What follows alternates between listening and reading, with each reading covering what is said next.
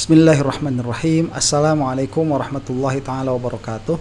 Alhamdulillahirabbil alamin wa sallallahu ala sayyidina Muhammadin wa ala alihi wa sahbihi wasallam, amma ba'du. Penetapan Roy Suryo dan kawan-kawan sebagai tersangka di dalam ijazahnya Jokowi ini sepertinya sudah menjadi tragedi atas penegakan hukum di Indonesia. Penjahat itu ya, apalagi seorang kriminal, itu jarang sekali ada pembelanya. Nah, apabila seseorang yang ditetapkan oleh hukum sebagai seorang kriminal, meskipun di sini masih tersangka begitu ya, tapi kemudian banyak orang yang secara terang-terangan membela, itu menunjukkan bahwa di dalam proses penetapan ketersangkaan atas sebuah tindak kriminal itu ada permasalahan. Nah, biasanya di dalam permasalahan-permasalahan itu yang berkomentar kan kolega-koleganya. Tetapi dalam kasus Roy Suryo ini agak lain, karena yang berkomentar atas ketidaktepatan ketersangkaan tindak kriminal itu bukan hanya keluar dari koleganya, tetapi juga keluar dari para ahli. Nah, salah satu upaya di dalam mengungkap ijazahnya Jokowi ini dilakukan oleh Pak Bonatua yang melihat dari segi kearsipan.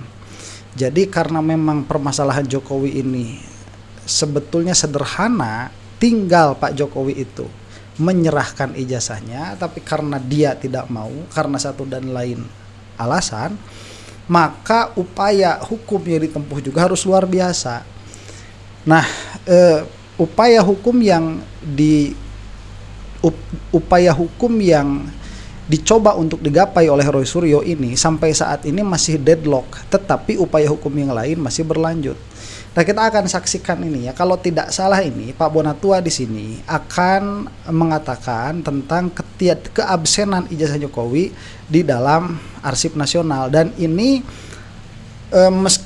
bisa berimplikasi banyak begitu ya. Kalau benar demikian, bisa berimplikasi terhadap bertambahnya argumen bahwa UGM memang tidak pernah mengeluarkan itu, ijazah itu, atau implikasinya itu ada pihak-pihak yang tidak menunaikan tugas undang-undang di dalam kerapihan sistem administrasi.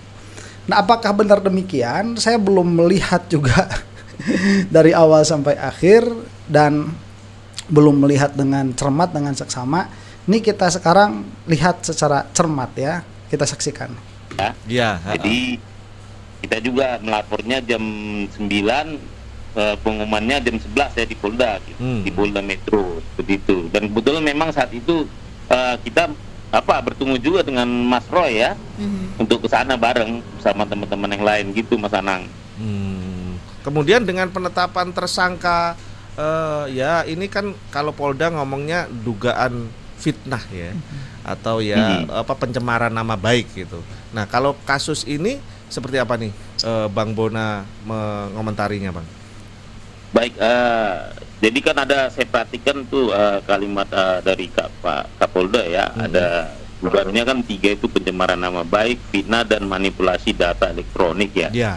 Tapi yang menarik itu saya telisik lagi, baru saya analisis ini ya, kalimat beliau itu disebut di sini ada berdasarkan temuan tersebut, penyidik menyimpulkan bahwa para tersangka telah menyebarkan tuduhan palsu dan melakukan edit serta manipulasi digital terhadap dokumen ijazah dengan metode analisis yang tidak ilmiah dan menyesatkan publik. Jadi di sini udah jelas disebut dasarnya apa ya, Bang Anang ya. Nah, kalau saya berkomentar kan tentu ini ada di sini katanya metode analisis yang tidak ilmiah. Ya, saya sangat menyayangkan ya kemarin bahwa dari sekian banyak ahli yang didatangkan Polda itu tidak ada satupun peneliti yang bisa menerangkan. Ya, peneliti itu kan tentu seperti saya ya. Saya paham tuh peneliti itu tahapannya apa saja. Kalau misalnya gini nih, sebentar ya, sebelum ke situ.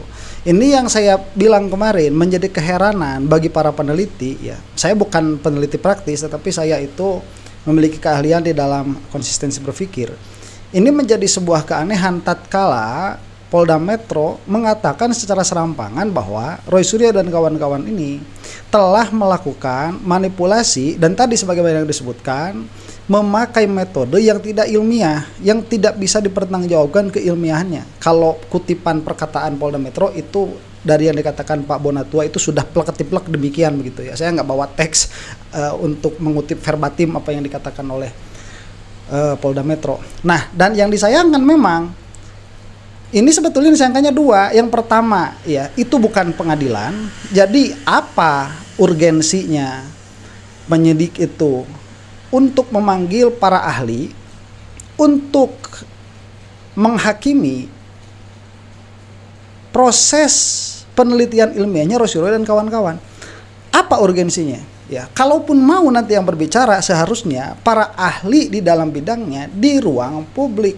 Karena tempat untuk menyelesaikan ini bukan oleh penyidik kepolisian. Itu yang mana kan tadi seharusnya ini adalah permasalahan pencemaran nama baik tuh yang dilaporkan. Nah, yang dilaporkan itulah yang diproses. Tetapi kepolisian di sini sudah offside, yang mana harusnya kalaupun begitu ya mau offside lah dengan adil. Masa memang cuma satu? Ini nanti kita akan berbincang, kita akan mengupas ya beberapa video tuh, di antaranya ahli digital forensik dari Amerika yang mengomentari validnya sistem atau metodologi yang dipakai oleh Roy Suryo di dalam meneliti seonggok gambar yang diakukan sebagai ijazah Jokowi. Itu harusnya. Jadi kalau misalkan sekarang kepolisian menetapkan Roy Suryo sebagai tersangka diantaranya karena memakai metode ilmiah yang tidak bisa ditanggungjawab, yang tidak bisa dipertanggungjawabkan keilmiahannya, hanya gara-gara Polda Metro itu memanggil ahli untuk menyatakan demikian. Kenapa Polda Metro tidak memanggil ahli yang menguatkan perkataannya Roy Suryo? Karena itu ada. Nah, nanti pada akhirnya masa kita mau menjadikan kepolisian ini sebagai sidang doktoral begitu? Kan nggak bisa. Dari pemanggilan Polda Metro terhadap ahli untuk mengomentari metodologi yang dipakai oleh Roy Suryo, di situ itu sebetulnya sudah ada pengakuan bahwa ini adalah metodologi ilmiah. Valid atau tidaknya metodologi ilmiah itu bukan tempatnya Polda Metro untuk menghakiminya. Itu harus dicatat itu. Karena perbedaan pendapat, saya tidak tahu di dalam digital forensik begitu ya, perbedaan pendapat nanti di dalam banyak sekali permasalahan yang berhubungan dengan ilmiah itu pasti ada dari sudut pandang satu dan sudut pandang yang lain. Mau jadi apa Polda Metro ini sekarang? mau jadi pentahkik begitu? Mau menjadi pentahkik itu apa ya? Peneliti metode penelitian. Mau jadi ahli filsafat ilmu? Ngaco aja udah memang Polda Metro itu. Nah, makanya Bonatua tadi mengatakan jadi sebuah keheranan tatkala Polda Metro itu melangkah sejauh itu. Ya, kita lanjutkan dulu ya, jangan kemana-mana dulu nih. Dan saran tuh pasti mundur ke analisis dan pembahasan, ya kan? Dari analisis pembahasannya itu seharusnya berdasarkan dari metodologi penelitian. Nah, metodologi penelitian ini berdasarkan teori-teori dan data ya, dari data data itu bisa diuji data ya, bisa triangulasi data dan sumber data, dan terakhir itu dari latar belakang, ya kan. Nah, jadi tiga hal yang diduga ini itu semua menyangkut ini. Misalnya pencemaran nama baik berarti kan terkait kesimpulan dan saran kan gitu kan. Dan fitnah juga akibat dari kesimpulan kan begitu. Ya. Tapi yang menarik itu adalah manipulasi data elektronik. Sebentar, dalam pengertian, kita mundur sedikit dulu ya. Dalam pengertian, kan penelitian ini dia akan punya kesimpulan dari metodologi yang dipakai. Dan sekali lagi, kepolisian tidak memiliki kewenangan untuk menilai metodologi ini benar atau salah. Nggak punya, mereka apa kampus begitu? Nggak boleh, nggak bisa mendatangkan ahli. Itu pun harus ada ahli yang lain. Karena memang ada ahli juga yang mengatakan valid kalau kita mau mendengarkan ahli yang dipanggil oleh Polda Metro ini. Nah, kemudian kita kesampingkan dulu itu, kita lihat nih penelitiannya Roy Suryo, kemudian di situ kan ada kesimpulan dan saran tuh dari hasil penelitian ini. Kesimpulannya ijazah Jokowi 99,9% palsu. Misalkan nanti sarannya harus kepada pembaca begitu ya, atau hasil saran dari penelitian ini misalkan memperkarakan keabsahan Jokowi sebagai presiden ke-7. Nah, masa ini dianggap sebagai pencemaran nama baik? Lah ini kesimpulan dari penelitian kok begitu.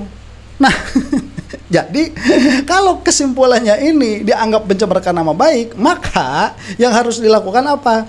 Mengobrak-abrik susunan metodologi penelitian ini yang sudah dipakai oleh Roy Suryo, dan itu mengobrak-abrik metode penelitian yang dipakai di dalam metodologi ilmiah sebagai apa? Digital forensik. Saya tadi kalau tidak salah ada ya salah satu video dari Termul itu yang membahas ahli digital forensik yang dipanggil oleh Polda Metro. Itu nanti akan kita bahas insya Allah ya. Jadi sampai saat ini dulu nggak bisa sesama peneliti itu dia membatalkan penelitian yang lain yang di situ siapa namanya Polda Metro menjadi hakim. Nggak boleh. Polda Metro itu apaan begitu, dia tidak bisa jadi hakim bagi dua penelitian ilmiah yang hasil kesimpulannya berbeda, apalagi dengan metodologi yang berbeda. Itu sudah acak-acakan dari segi pengetahuan, dari segi ilmiah, dari segi keilmuan. Itu ini membahayakan, membodohkan masyarakat Indonesia, dan ini sudah bertentangan dengan undang-undang di dalam mencerdaskan kehidupan bangsa. Lanjutkan ya. Misalnya pencemaran nama baik berarti kan terkait kesimpulan dan saran kan gitu kan. Dan fitnah juga akibat dari kesimpulan kan begitu. Nah, tapi yang menarik itu adalah manipulasi data elektronik. Oh, ini berarti bicara analisis dan bicara teknik mendapatkan data tadi, data-data yang diuji oleh tim RRT. Kita kan tahu ini sama-sama bahwa di berbagai media tim RRT menyebut mereka sebagai peneliti. Ya kan? Nah, jadi beda dengan saya. Kalau saya juga peneliti ya. Bedanya saya masih hipotesis, beliau bertiga sudah tesis, sudah menyimpulkan bahwa 99,9% palsu kan gitu kan, bahwa ada juga yang memang sudah palsu dan ada yang malah 1000 triliun palsu kan gitu. Nah dari sini berarti kan kembali ke cara menganalisa data ini. Jadi saya lihat kalau misalnya kita sebagai peneliti memang disebut di sini ada analisis yang tidak ilmiah. Berarti pertanyaannya yang ilmiah itu bagaimana sih? Nah, kan begitu. Siapa yang menjadi hakim bahwa metodologi ini ilmiah atau tidak di dalam menganalisa seonggok data itu yang tersebar di mana-mana tuh ijazahnya Jokowi yang diketahui siapa penguploadnya. Nah, itu yang menjadi hakim siapa? Masa kepolisian jadi hakim masalah ilmiah? Kan pembodohan. Ini mah pengkerdilan upaya berpikir begitu, pengkerdilan. Kalau kita mencari metode ilmiah kan ada yang namanya skeptis ya. Skeptis dulu ya. Jokowi mengatakan bahwa dia itu punya ijazah, ya kita skeptis dulu. Kalau kita lihat itu sebagai data kan boleh-boleh saja. Nah, skeptisisme ini pada akhirnya dia akan melahirkan cara membaca terhadap sebuah klaim itu. Klaim Jokowi memiliki ijazah asli. Dengan cara apa? Nah, Roy Suryo dengan cara digital forensik yang menjadi permasalahannya itu kan seonggok hasil scan ijazah itu. Karena yang adanya memang digital, makanya yang dipakainya digital forensik. Apakah kemudian kepolisian memiliki hak dan wewenang untuk membatalkan metodologi itu? Kan nggak punya. Kemudian kalau Pak Bonatua tidak dari segi itu, disusur nih dari KPU apakah ada naik lagi sampai ke kearsipan kalau tidak salah Pak Bonatua itu. Jadi sama yang diteliti itu adalah objek yang disembunyikan oleh Jokowi ya, menyembunyikan ijazahnya karena itu tidak bisa diakses, maka Roy Suryo mengakses dari segi digital forensik karena yang diakukan sebagai ijazah Jokowi ada. Pak Bonatua dari segi apa? Dari segi kearsipan. Itu dia berjalan. Makanya nggak berhenti ini. Nanti di sana kan ada yang dari citizen lawsuit. Ada. Ini cuman menjadikan kita semakin cerdas saja. Kalau sebelum Roy Suryo dijadikan sebagai tersangka begitu ya. Pengetahuan saya tidak sedalam ini mengenai upaya untuk mengizharkan, untuk menampakkan ijazahnya Jokowi itu seperti apa. Tetapi tatkala Roy Suryo ini dia dijadikan tersangka, berarti kan metodologi yang lain ini menjadi naik ke permukaan tuh, dan kita semakin paham. Oh, kalau permasalahannya dari berbagai metodologi ini dia bermasalah. Terus metodologi yang mana yang benar begitu? Belum ada sampai sekarang. Apakah kepolisian mewakilkan itu? Nggak ada. Apakah orang yang dipanggil oleh kepolisian itu adalah independen, dia juga melaksanakan penelitian meskipun dengan metodologi yang berbeda, yang mana itu kemudian menjadikan kesimpulan Jokowi memiliki ijazah asli tanpa Jokowi menampakkan ijazah aslinya? Ada tidak? Enggak ada. Makanya kelihatan betul Polda Metro ini kemana menghadapkan wajahnya, kemana berkiblatnya, itu kelihatan betul. Kita lanjutkan dulu ya. Nah, setahu saya ya, saya kan peneliti sudah lama ya. Jadi kalau peneliti itu kan ada kelas-kelasnya memang ya. Ada dari peneliti yang terpublikasi, ada yang non publikasi. Nah, ada yang publikasi juga, ada yang terindeks, ada yang tidak. Terindeks pun ada, terindeks internasional, ada nasional. Internasional itu ada tertinggi itu Scopus, ya kan? Macam-macam. Nah, di sini saya belum nangkap ini yang namanya tidak ilmiah itu bagaimana. Jangan-jangan mereka kan memang ilmiahnya itu dipublikasikan melalui buku kan, buku Jokowi's White Paper kan? Iya. Nah, bisa saja itu publikasi yang non indeks. Seperti itu menurut saya, Baita dan Bang Ana. Nah, tugasnya kepolisian apa? Melakukan penelitian yang sama. Kalau dia mau mengambil ranah ilmiah itu, ya enggak dengan hukum. Orang mikir kok dihukum begitu. Ini mah pengkerdilan.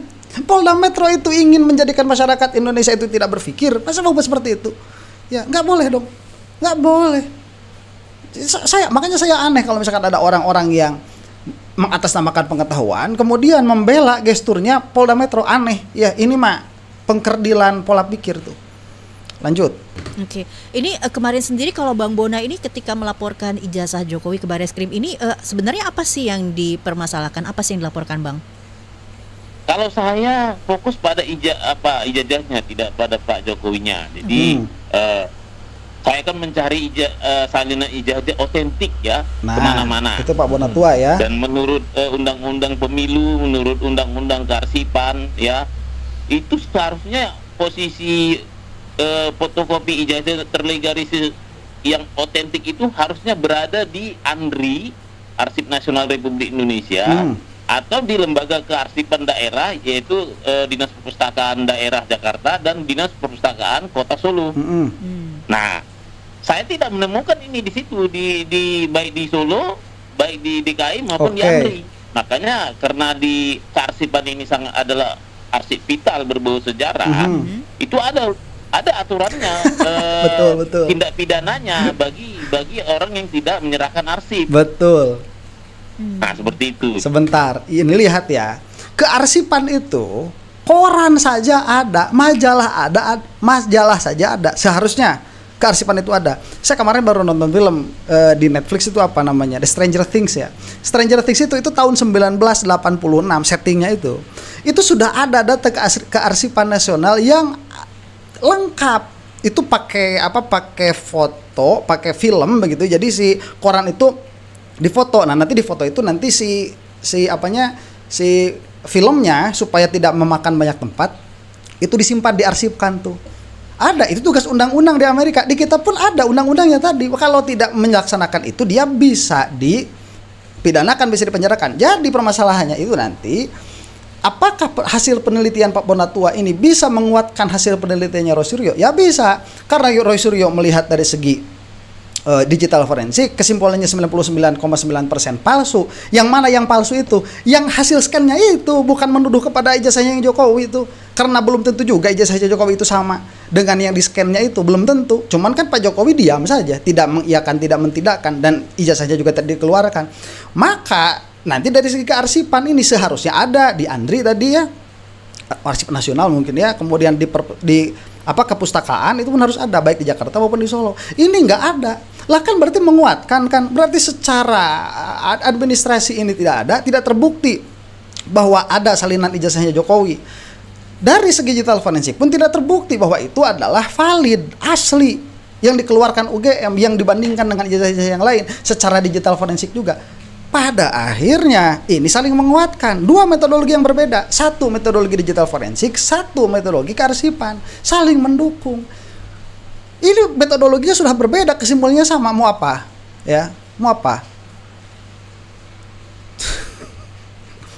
Masa kita tuh mau dibikin bodoh gitu loh sama negara, itu kan kesal kita ini pada akhirnya.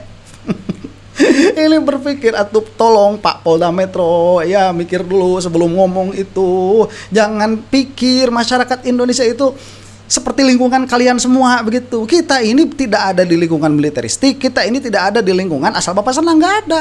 Kamu punya kesimpulan salah, kita bisa mengkritik begitu. Dan tolong ini diperhatikan lebih kecerdasan masyarakat Indonesia. Jadi tadi kalau tidak ada permasalahannya, mungkin kita nanti tidak langsung kepada arsip kepada ijazahnya Jokowi, bisa jadi di sini ada yang dipidanakan karena tidak melaksanakan tugas undang-undang, yaitu untuk mengarsipkan dokumen yang dalam hal ini bernilai sejarah. Gimana kalau misalkan anak-anak kita 30-40 tahun ke depan misalkan mau meneliti tentang riwayat pendidikan Presiden ke-7, kemudian dicari arsipnya nggak ada.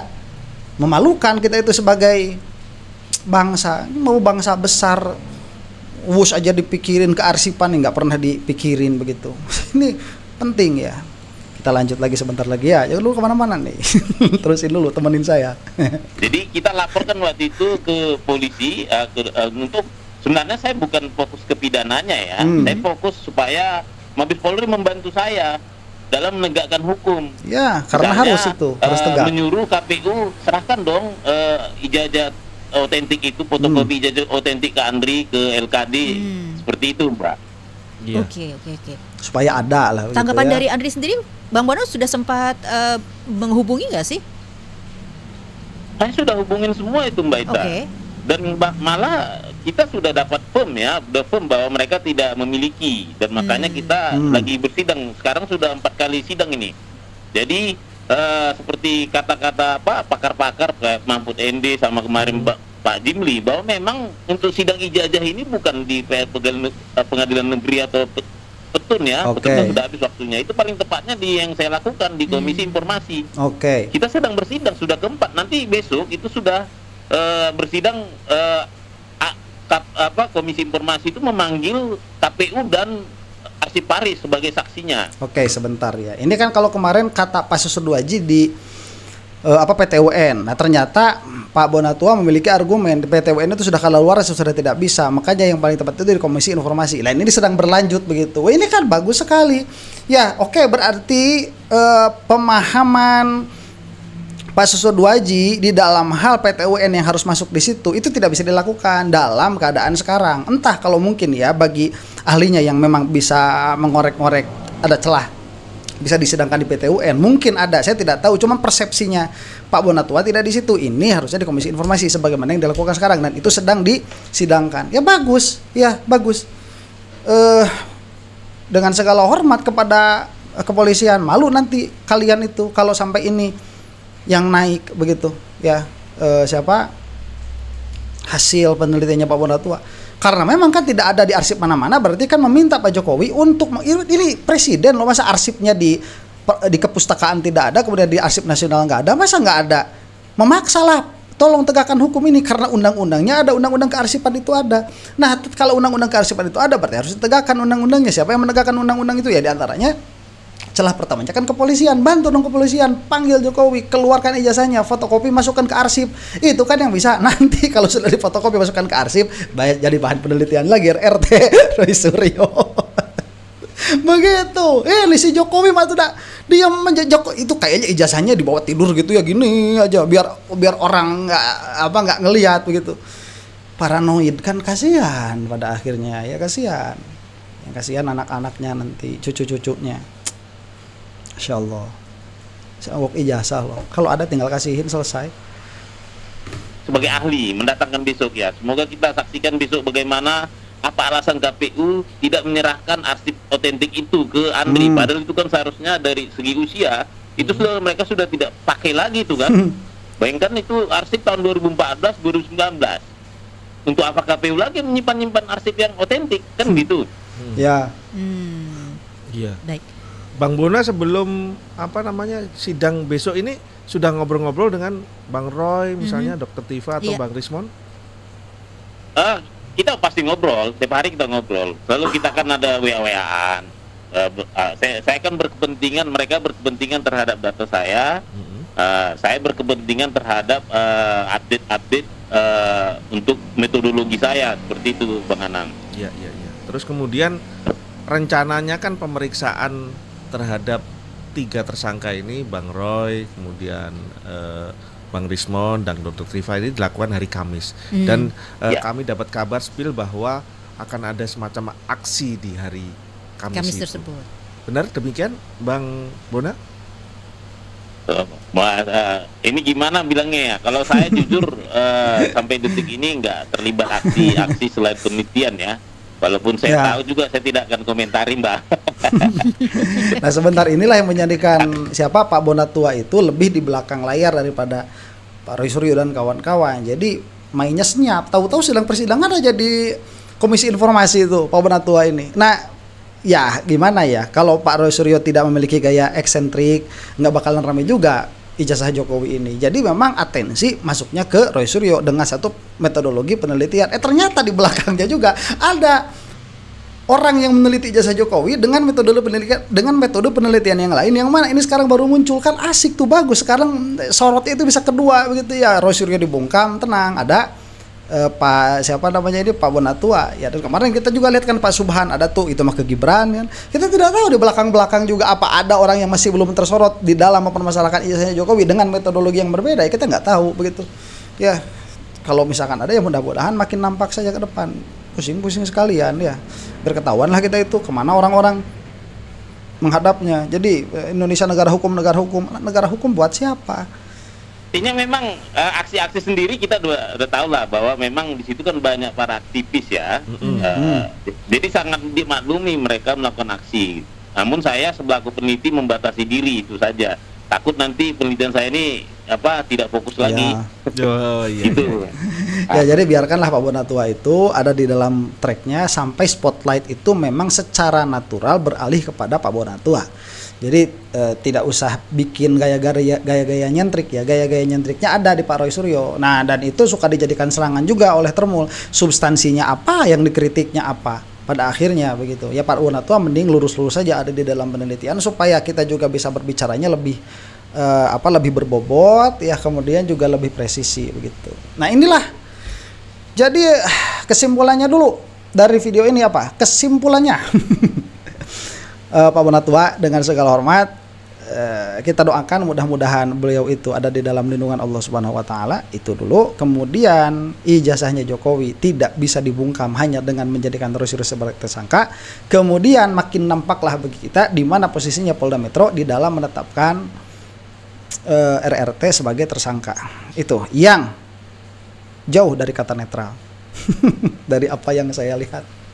Demikian, mudah-mudahan kita semua ada di dalam lindungan Allah Subhanahu wa taala. Wallahu taala a'lam bissawab. Assalamualaikum warahmatullahi taala wabarakatuh.